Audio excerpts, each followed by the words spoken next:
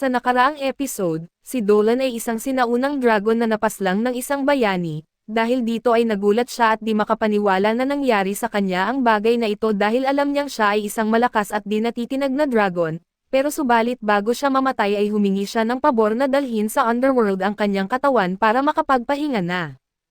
Pero sa kalaunan ay nagulat na lang siya na bigla na lamang siyang nabuhay bilang isang tao. Namuhay siya sa isang nayon at nagkaroon pa ng kakayahang katumbas ng lakas ng isang dragon, dahil dito sa katagalan ay mas lalo pang lumalakas ang kanyang kakayahan. At sa pagpapatuloy, ang biglaang pagdating ni Dolan ay nagbago ng takbo ng laban at nararamdaman ito ng mga demonyo. Hindi siya karaniwang tao na maging si Deodora ay tila naaapektuhan nang makita niya ang muling isinilang na dragon. Iniabot niya ang kamay kay Deodora at tinanong kung kaya pa nitong tumayo. Ngunit si George sa halip ay tinuring ang pagtalikod ni Dolan bilang hamon at umatake. Mabuti na lang at naharangan ni Christina ang biglaang pagsalakay at sa tulong ni Dolan ay napigilan nila ang impyernong nilalang. Sinubukan namang swertehin ni Raph pero tumama ang palaso sa mukha niya. Hindi siya gaanong nasaktan ngunit mas naiinis at sinabi ni Dolan sa kanya na kung ayaw niyang tamaan ng mga palaso, hindi na sana siya nakialam sa mga mamamana ng mga duwende at mukhang napupunta na ang laban sa panig ng mga mabuti, ngunit isang malakas na alon ng enerhiya ang kumipinsala sa kagubatan. Naglabas ang Demon Gate ng bagong kasamaan sa mundo at ibig sabihin ay dumating na ang ikaapat at huling gabi. Ang dalawa pang demonyo ay nagbabalak tapusin sina Dolan at ang kanyang grupo bago dumating ang kanilang kasamahan. Pero si Selena ay hindi papayag at galit na galit siya at alam ng lahat na habang mas galit ang isang babae, mas maraming ulo ang nagkakaroon ng kanyang snake summon power. Agad na kumilos si Raph pero hinintay na ni Dolan ang tamang pagkakataon at binato niya ang maliit na lolly sa kalangitan, na parang bola ng volleyball na sinalo ng mga baging ni Theodore at sa puntong ito ay sawa na si George na mabitag ng kung ano-anong mahika ng mga babae, pero wala siyang magawa nang dumating si Dolan at tamaan siya ng Spear of Fiery Judgment. Gayunpaman bago pa niya maibitaw ang kanyang mahika ay binago ni Dolan ang direksyon ng kanyang atake at ipinatama ito sa gubat, na-intercept ng kanyang mahika si Garin at ang DIY Mecha Demon na dumating para pabalansehin ang laban. Target ng demonyong ito si Selena at dahil mukhang nais ng kanyang master na makipag-usap sa Snake Girl, ginamit ni George ang pagkakataon para makawala mula sa lamian magic ni Selena at umatake muli at mabuti na lang, naroon si Christina at hinaharangan ang atake ng demonyo. Hindi makapaniwala si George na isang ordinaryong tao ang nakapidyo sa kanya at sinabi niyang isa itong superhuman at isang karapat-dapat na kalaban, pero hindi siya makakaligtas sa galit ni Christina at tinawag niya ang tunay na kapangyarihan ng kanyang espada, ang Elsparta. Sa sobrang bagal ni George walang hirap na naiwasan siya ni Christina at naikusok ang espada sa kumikinang niyang mahina na punto. Samantala ay binalingan ni Selena ang metal na halimaw at gamit ang kanyang earth magic, nagawa niya itong mapin down upang matamaan ng kanyang lamian curse. Pero parang wala lang ito kay Garin na parang banayad na hangin lang ang kanyang naramdaman, hiniling ni Garen na subukan ulit ni Selena at sinagot niya ang mga pang-aasar nito gamit ang kanyang coiling serpent, ngunit kahit anong gawin niya na parang hindi man lang naaapektuhan ang halimaw. Halatang nabigo si Garen sa kakulangan ni Selena na tapusin siya at bago pa siya makagawa ng pinsala, dumula si Dolan at tumama ng brutal na uppercut sa makintab na bahagi ng katawan ni Garen at idineklara ni Dolan na halos tapos na ang laban pero ang totoo, nagsisimula pa lang ito. Lalo pang sumama ang sitwasyon nang dumating si Gorg at ito ang makapangyarihang demonyo, na may superhero landing at sa puntong ito ay nagtagumpay na ang mga duwende sa paglaban sa mas maliliit na demonyo.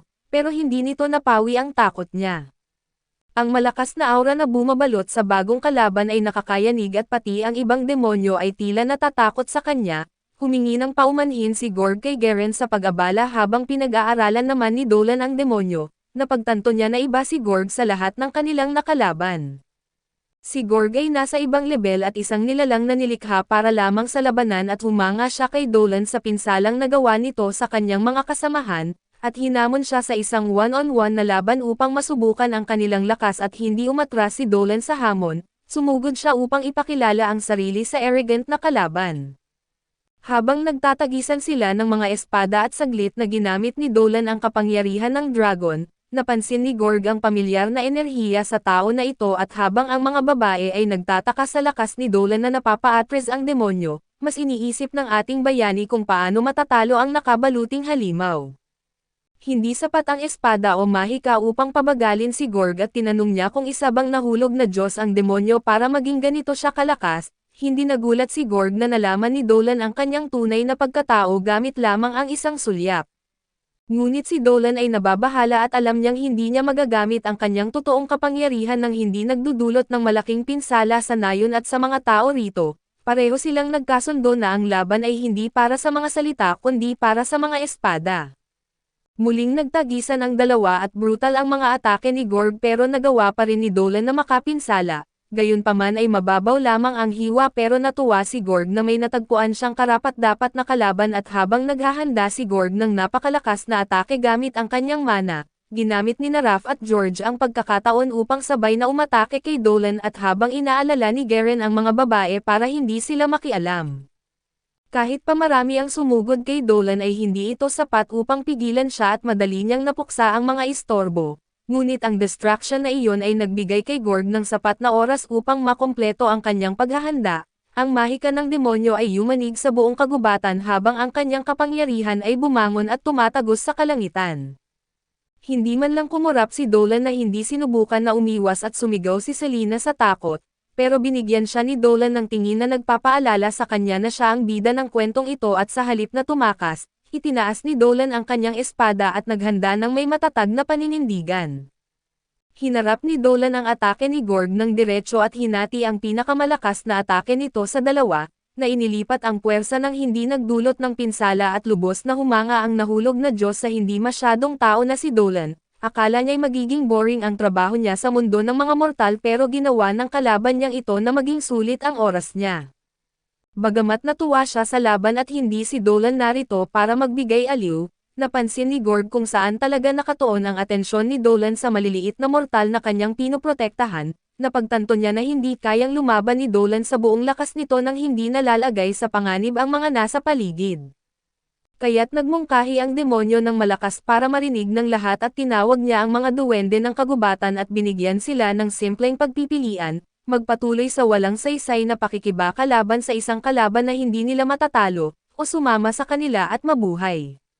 Sa loob ng 3 araw ay babalik ang mga demonyo sa nayon at sa araw na iyon ay kailangang mamili ang lahat sa pagitan ng awa o pagkawasak. Disappointed ang 3 iba pang knights na kailangan nilang umalis bago matapos ang laban. Lalo na si George na sinabing hinding-hindi niya makakalimutan ang kahihiyan na idinulot sa kanya ni Christina.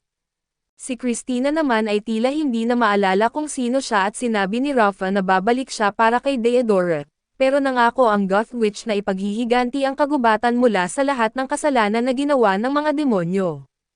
Pinaalalahanan ni Gorg ang lahat na babalik sila sa loob ng 3 araw at sinabi ni Dolan na hihintayin niya sila at habang umaalis sina Gorg at ang iba pa, hindi makapaniwala ang demonyong knight na humarap siya ng harapan sa dragon, nang biglang matapos ang laban ay nagtatakbo si Selena papunta kay Dolan at napayakap sa kanya na lubhang nag-aalala para sa kanya.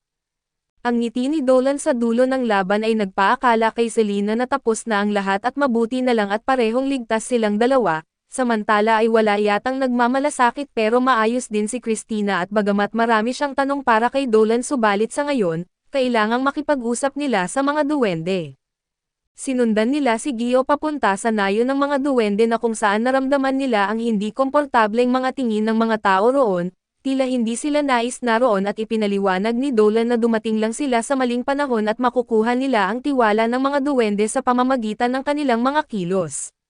Dinala sila upang makilala ang pinuno at ito si Dio na isang matandang lalaki na nakangiti na para bang hindi lang halos nalilipol ng mga demonyo ang kanyang mundo, kasama niya ang 2 kakaibang tao pati na si Theodora na nagbibigay ng kakaibang pakiramdam, halos kahalintulad ng Council of Elders sa Bern.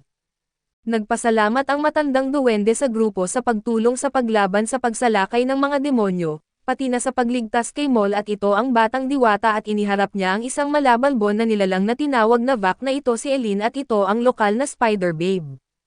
Sila ang mga pinuno ng kani-kanilang mga grupo at sama-sama nilang binubuo ang pamunuan ng kagubatan. Narinig na ni Dio ang tungkol sa kakaibang kakayahan ni Dolan kaya't laking gulat ng grupo nang ipahayag niyang napagkasundoan nilang humingi ng tulong sa mga tao sa kabisera, lalong ikinagulat ng lahat nang ipatawag niya si Dean Olivia papunta sa silid.